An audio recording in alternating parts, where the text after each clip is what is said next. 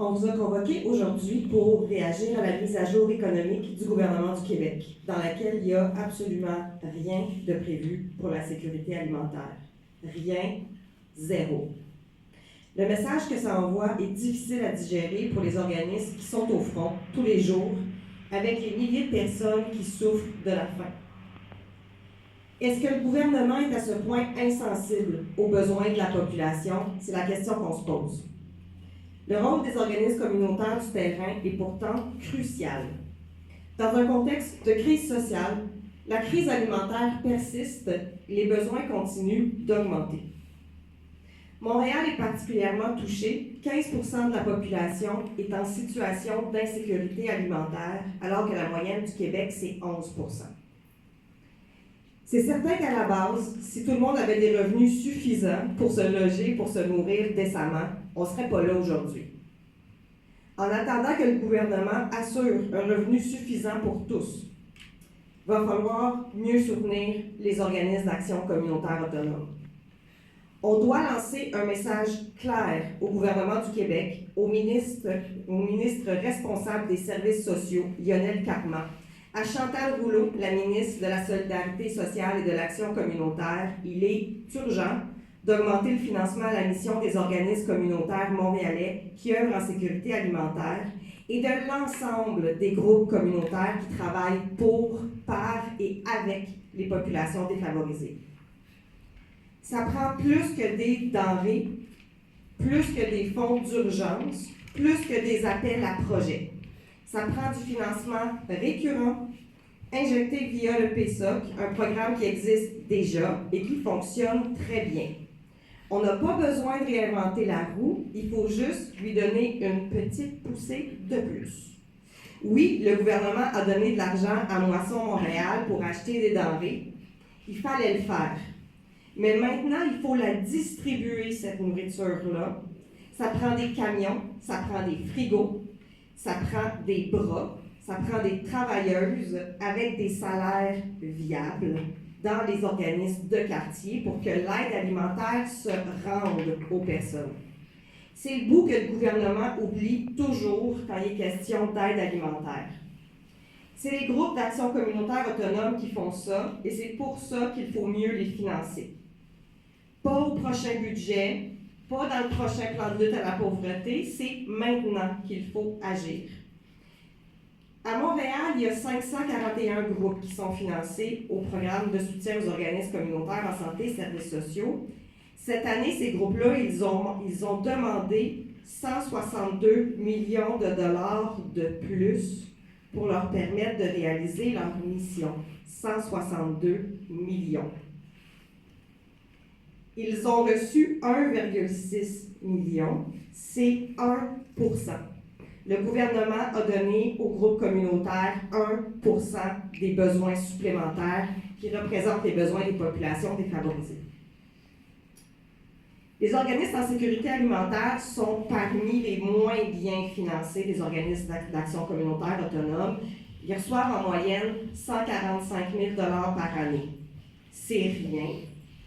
Et pourtant, les besoins explosent. C'est rendu que plusieurs organismes font du dépannage alimentaire, même si ce n'est pas leur mission principale, parce qu'ils ne supportent pas la souffrance auquel ils sont témoins tous les jours. Leurs participants ont faim.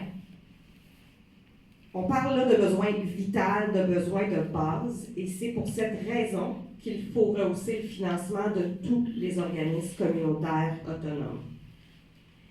Dans les dernières années, le gouvernement du Québec a répondu à la crise de façon ponctuelle, en soutenant seulement une poignée de gros organismes ou encore en donnant de l'argent strictement pour acheter des denrées. Mais les denrées, il faut qu'elles se rendent aux personnes. Il faut supporter l'ensemble de la chaîne de distribution. Il y a un fossé ici qu'il faut absolument combler. Le financement à la mission, contrairement au fonds d'urgence, contrairement au financement par projet, c'est le seul financement qui permet aux organismes de survivre. Quand ce financement est insuffisant, les groupes dépendent d'une multitude de microfinancements imprévisibles, inadéquats, et ça les maintient dans une précarité qui est insoutenable. Mon nom est Cécilia Lessard, je suis la directrice générale du Carrefour Saint-Eusèbe, organisme qui œuvre auprès des aînés pour briser l'isolement et pour en sécurité alimentaire dans le quartier Ville-Marie. Aujourd'hui, nous sollicitons votre participation pour nous aider à envoyer un message clair. Premièrement, il faut arrêter d'accorder du financement par projet et ponctuel. Ces financements-là déconstruisent nos organisations, fait en sorte qu'on s'éparpille, on est obligé de redistribuer toutes nos ressources à chaque fois que le financement est terminé. C'est un financement souvent qui est accordé entre 1 an et 3 ans. Comment pouvons-nous assurer la récurrence de nos projets, reconstruire notre structure pour assurer que les ressources que nous avons engagées, que nous avons créées et que nous avons données à notre public, à nos bénéficiaires, à nos membres, peuvent ensuite assurer qu'ils vont encore avoir ces services-là, ces activités-là. Il faut cesser. C'est l'aide à la mission qui est la solution aujourd'hui. On doit arrêter de donner du financement ponctuel parce que c'est exigeant, c'est demandant, les critères sont rigoureux et on nous demande de rentrer dans une case, alors qu'à ce moment-là, on perd vraiment l'aide réelle. C'est nous qui connaissons ce que les gens ont besoin, c'est nous qui travaillons avec. On les côtoie tous les jours et c'est de leur voix qu'aujourd'hui, on sait ce qu'ils ont besoin et ce qu'ils réclament. Donc, l'aide à la mission, ça doit être cessé, ça déconstruit et on n'a plus besoin de ça. Deuxièmement, je veux parler du travail invisible du milieu communautaire. Récemment, le gouvernement s'est déresponsabilisé en envoyant des sommes immenses dans les réseaux moissons.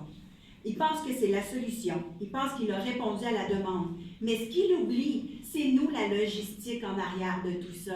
C'est nous qui travaillons avec les gens et c'est nous qui travaillons avec les gens marginalisés, les gens isolés, les gens dépourvus et qui sont complètement isolés. C'est nous qui sommes capables d'aller livrer ça, qui sont capables d'être de proximité avec eux. En train de fermer des portes, on est en train tourner les personnes vers d'autres ressources du quartier parce que nous-mêmes, on est obligés de faire des choix en alimentation, des gens qui se présentent, mais qu'on n'est plus capable de les nourrir.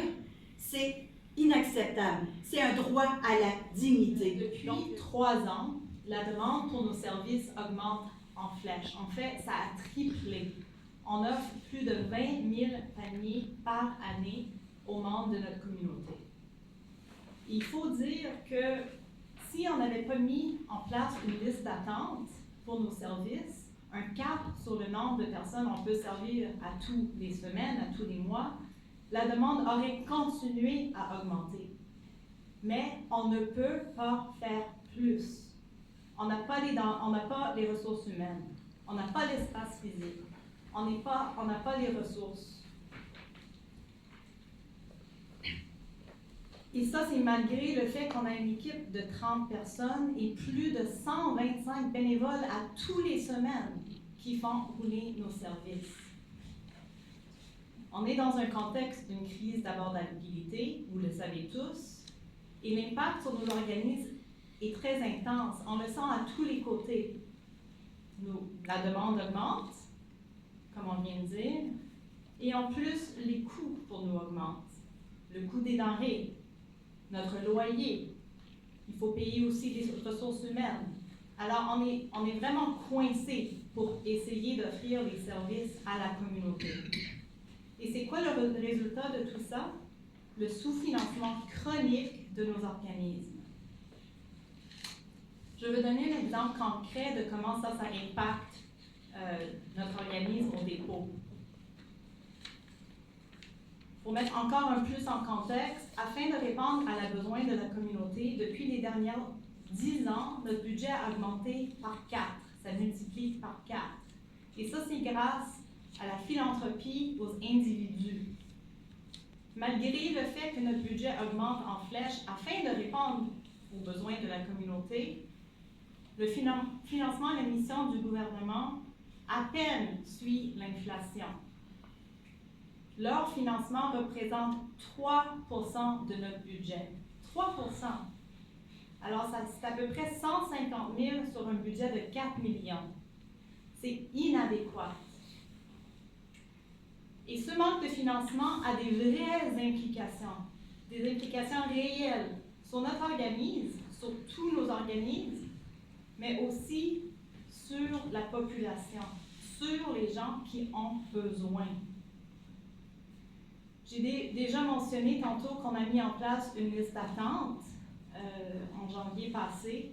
Aussi, dans les dernières années, avant de mettre en place la liste d'attente, on a coupé beaucoup la taille de nos paniers alimentaires. On a passé que les gens pouvaient visiter 2 fois par mois à 1 fois par mois. Et là, on est sur le point de couper d'autres services. On est sur aussi, on a réduit les heures de notre restaurant communautaire l'année passée, en juin. Alors, on est en train de prendre plein de mesures qui impactent la communauté et notre équipe. Mettez-vous dans les souliers des membres de mon équipe. Imagine, c'est des gens qui veulent être à la service de la communauté, qui veulent aider. C'est pour ça qu'ils travaillent dans des organismes avec des faibles salaires. Ils veulent être à l'aide. Et là, ils doivent dire non. Ils doivent dire aux gens à tous les jours, à plusieurs fois par jour, qui ne peuvent pas leur aider. Ils doivent dire aux gens qui sont en crise, qui ne savent pas d'où vient leur prochain repas, qu'ils ne peuvent pas leur aider. Et est-ce qu'on peut référer à nos partenaires, à d'autres organismes? Non, pas vraiment, parce qu'ils sont dans les mêmes situations que nous. Eux aussi, ils sont au max. Ils ont aussi des listes d'attente. Ils doivent aussi dire non aux membres de la communauté qui ont faim. C'est la base. Et c'est vraiment difficile de comprendre comment on est rendu là, que 1 sur 6 personnes au Québec vit dans l'insécurité alimentaire. Comment est-ce qu'on est rendu là dans une société qui est pourtant riche?